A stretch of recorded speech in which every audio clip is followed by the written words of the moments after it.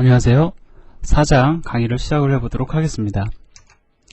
4장에서 우리가 공부할 내용은 컴퓨터가 내부적으로 데이터를 갖다가 어떻게 표현을 하느냐, 그 방식을 이해하는 겁니다. 자, 그래서 여러분들이 당장 프로그래밍 하는 데 있어서 필요한 내용은 아니지만은 앞으로 여러분들이 보다 깊이 있게 공부하는 데 있어서 상당히 중요한 내용이 될 수 있다는 것을 미리 말씀을 드리고 자, 들어가 보도록 하죠. 자, 이번 시간에 우리가 공부할 내용은 여러분들이 아마 거의 다 알고 있는 내용일 거예요. 제 기억에 어떤 진법에 대한 내용들, 예를 들어서 뭐 이진수를 갖다가 십진수로 바꾼다거나 아니면 10진수를 갖다가 16진수로 표현을 한다거나 이러한 거를 갖다가 우리가 중학교 때 아마 중학교 수학에서 공부를 했던 기억이 저는 나는데요. 아마 여러분들이 잘 기억이 안 나실 수도 있습니다. 공부한 지 오래되면 잘 기억이 안 날 수도 있죠. 자, 그래서 제가 여러분들에게 이전에 여러분들이 공부했던 내용을 갖다가 복습을 시켜드리는 거예요. 만약에 너무 기억이 안 난다라고 하면은 이 책에 있는 내용보다도 여러분들이 중학교 교과서라든가 이런 걸 참조하시는 게 어떻게 보면은 더 좋은 방법이 될 수도 있습니다. 앞으로 여러분들이 컴퓨터 공학 뿐만이 아니라 뭐 다른 영역의 공학을 공부하시는 데 있어서도 이러한 진법 변환 및 표현 방법을 갖다 이해하는 것은 아주 기본적인 내용이 되니까는 반드시 시간을 내셔서 공부를 해주시기를 부탁을 드립니다. 우리가 흔히 이제 얘기를 하죠. 뭐 이진수다, 혹은 10진수다, 16진수다. 여기에서의 이 n진수다라는 것은 무엇을 의미를 합니까? 데이터를 갖다가 표현하는 데 있어서 n개의 문자를 사용하겠다라는 의미가 있는 거죠. 자, 그래서 이진수 같은 경우에는 두 개의 문자를 이용해서 데이터를 표현을 하죠. 바로 0과 1이라는 데이터를 이용을 해서 문자를 이용해서 데이터를 표현합니다. 자, 10진수 같은 경우에는 0부터 9까지의 문자를 이용해서 데이터를 표현을 해요. 그죠? 자, 16진수 같은 경우에는 16개의 문자를 가지고 데이터를 표현해야 되는데 0부터 9까지 총 10개죠. 자, 부족하다 보니까 숫자가 아닌 문자 A, B, C, D, E, F라는 문자까지도 동원을 해서 데이터를 표현을 합니다. 그러다 보니까 A는 얼마가 되죠? 10진수로 10이고요. B는 11, C는 12, 자, 이런 식으로 해서 F는 15가 됩니다. 즉 16진수를 사용할 경우에는 우리가 하나의 문자를 이용해서 10진수로 15까지 표현이 가능하다라는 거예요. 자, 기억나시죠? 자, 그래서 이진수 표현 방식과 10진수 표현 방식이 어떻게 차이가 나는지를 갖다가 지금 간략하게 여기서 그냥 비교해 드리고 있어요. 이거는 여러분들의 기억을 제가 되살리겠다라는 의미입니다. 10진수로 0, 1, 2, 3, 4, 5가 이진수로 어떻게 표현이 되는지를 한번 보자고요. 10진수로 0은 이진수로도 0이죠. 10진수로 1이 하나 증가가 돼서 1이 되었습니다. 이진수도 역시 1이에요. 자, 1, 0, 1은 표현이 가능하니까. 자, 그 다음에 1에서 또 값이 하나 증가가 돼서 2가 되죠. 그런데 얘는 2가 될 수 없습니다. 왜? 1과 0을 가지고 데이터를 표현해야 되기 때문에. 그렇기 때문에 여기서 자릿수가 증가가 되어서 1이 되고 0이 됨으로써 얘가 바로 2를 표현하게 되는 거죠. 자, 그 다음에 이 다음에 역시 3이라는 문자로 값이 하나 증가가 되었음을 표현하는데 이 경우에는 우리가 0 다음에 1이 되는 거죠. 자, 그 다음에 뭐 제가 계속 할 필요는 사실 없을 것 같은데 또 값이 하나 증가가 돼서 4가 되죠. 자, 다시 1 꽉 찼죠. 자, 따라서 자릿수 증가되면서 나머지 0이 됩니다. 자, 이러한 형태로 이진수와 10진수, 내가 표현하고자 하는 데이터를 갖다가 몇 개의 숫자를 가지고 표현을 할 거냐. 이게 사실은 핵심이죠.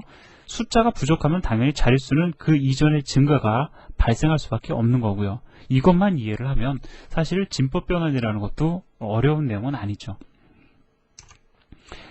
자, 뭐 그 다음에 이번에는 16진수와 10진수를 갖다가 이야기를 하고 있는데, 자, 16진수는 10진수에 비해서 표현할 수 있는 문자의 수가 많죠. 그렇기 때문에 자릿수가 증가하는 위치가 10진수보다는 뒤에 있습니다. 이진수는 어땠어요? 다시 앞에 들어가서 보면은 이진수 같은 경우에는 10진수보다 일찍 자릿수 증가가 발생하죠. 왜냐하면 표현할 수 있는 데이터가 10진수보다 적기 때문에. 하지만 16진수는 표현할 수 있는 문자의 수가 10진수보다 많기 때문에 뒤늦게 자릿수가 증가가 됩니다. 즉 10진수로 15까지는 하나의 문자로 표현을 하고요. 그 다음에 16을 표현할 때 자릿수 증가가 발생한다라는 거죠. 자, 뭐 요 정도까지만 설명을 드리면 아마 여러분들 다 이해를 하실 수 있을 거라고 생각이 들어요. 자, 그러면 이번에는 우리가 데이터의 표현 단위인 비트와 바이트에 대해서 얘기를 해보자고요. 자, 비트라는 것은 무엇입니까? 데이터 표현의 최소 단위. 근데 여기서 지금 우리가 정확히 얘기를 하면 데이터 표현의 최소 단위긴 최소 단위인데 컴퓨터가 데이터를 표현하는 최소 단위가 되는 거죠. 자, 그래서 이 비트라는 것은 이진수 값 하나를 갖다가 저장할 수 있는 단위입니다. 그래서 예를 들어서 1비트다 라고 하면은 하나의 데이터를 저장할 수 있어요. 0 아니면 1 하나만을 저장할 수 있습니다. 자, 바이트라는 단위, 그 데이터의 그 단위도 있죠. 자, 바이트는 뭡니까? 1바이트는 8비트, 즉 8개의 비트가 모여서 하나의 바이트를 이루죠. 자, 그래서 여기 좀 그림을 보면은요. 자, 0과 1을 갖다가 표현할 수 있는 가장 최소한의 데이터 단위 1비트가 있죠. 이게 총 8개가 모이면 1바이트가 이루어지는 겁니다.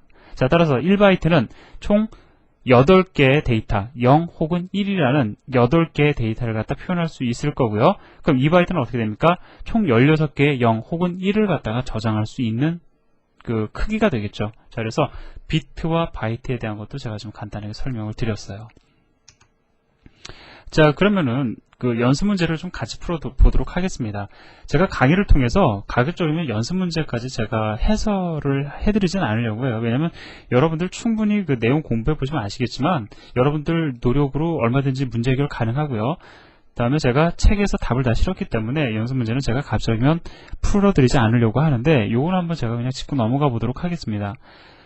자, 이것을 갖다가 십진수로 표현을 하면 얼마가 되냐면 얘는 그냥 0이죠. 자, 얘는 1입니다. 그 다음에 얘는 2다라는 것까지는 알 수가 있어요.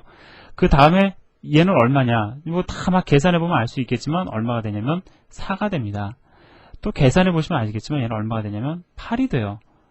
자, 지금 어떻게 되고 있어요? 그 비트의 위치가 이동할 때마다 값이 2배씩 증가하는 걸 알 수가 있죠. 이 특징을 이야기하려고 하는 겁니다. 자, 그럼 얘는 얼마가 될까요? 16이 될 거고요. 얘는 32, 그 다음에 64, 128 맞는지 한번 볼까요? 1, 2, 4, 8, 16, 32, 64, 128 예, 맞네요. 자, 이렇게 해서 데이터를 갖다가 표현하는 게 가능하다라는 거죠. 그러니까 우리가 이거 얼마일까? 맨 밑에서부터 시작해서 일일이 계산해 가면서 올 거 없이요. 그냥 여러분들 이렇게 기억하시면 돼요. 1, 2, 4, 8, 16, 32, 64, 128 아, 이거 128이구나. 이렇게 계산 가능하다라는 겁니다. 자, 뭐, 이 정도는 여러분들 아마 알고 계실 거라고 생각이 들어요. 그럼 한번 우리가 예를 들어볼까요?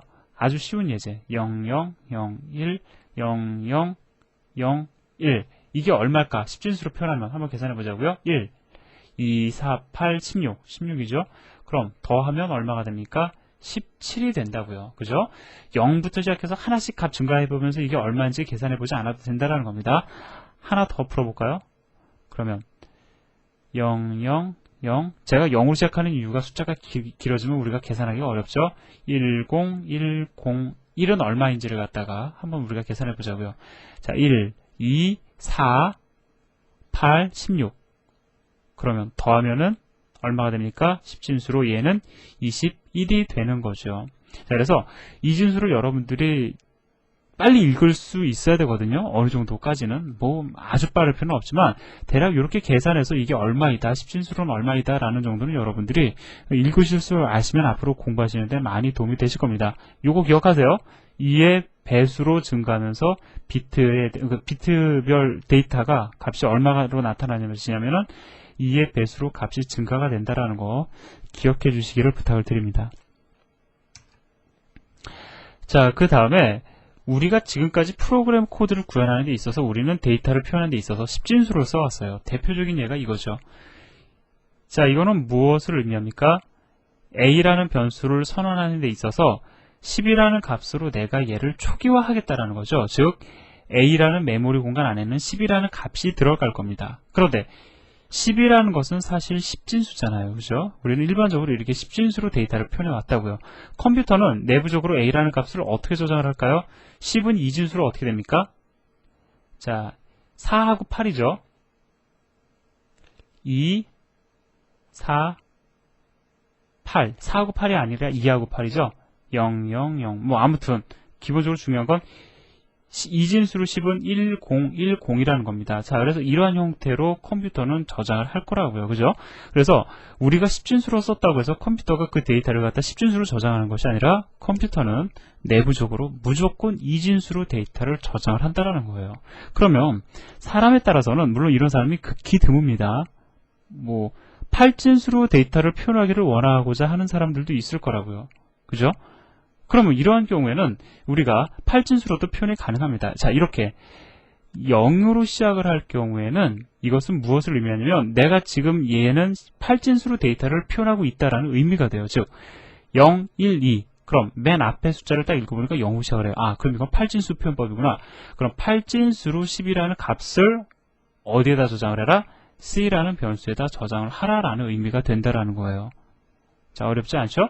자, 마찬가지로 여기 나와 있는 것처럼 16진수 표현을 할 경우에 여러분들이 0x로 시작을 하시면 됩니다. 이거는 0x가 아니라 이게 5가 아니에요. 5x가 아니라 0x를 의미를 하는 겁니다. 자, 그래서 이 경우에는 지금 어떻게 되죠?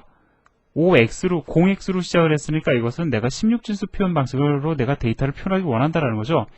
자, 보니까 a라는 값이 왔어요. 이건 얼마입니까? 16진수 표현 방식으로 지금 표현을 한 거니까 15 다음에 16이 되겠죠. 즉 16이라는 값을 어디에다 저장을 하겠다는 의미예요? b라는 변수에다 저장하겠다라는 겁니다.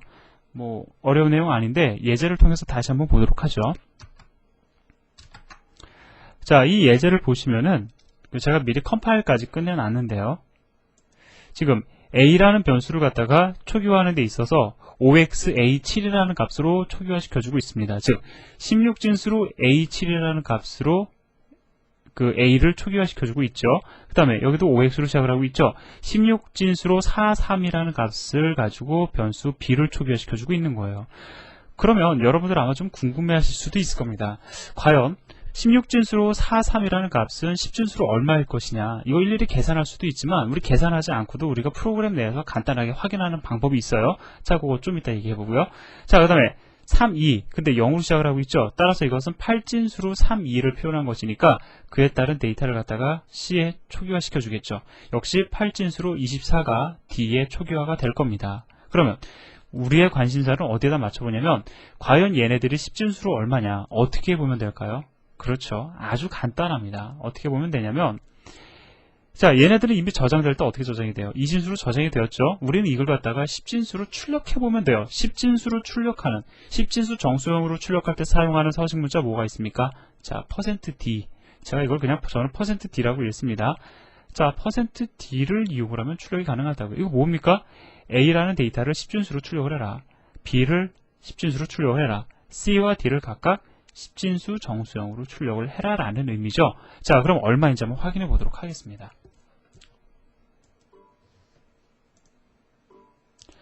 자, 여기 보니까 5xa7이 a7이라는 16진수는 10진수로 167이래요. 그 다음에 8진수로 32는 16진수로 26이라고 잘 설명을 해주고 있습니다.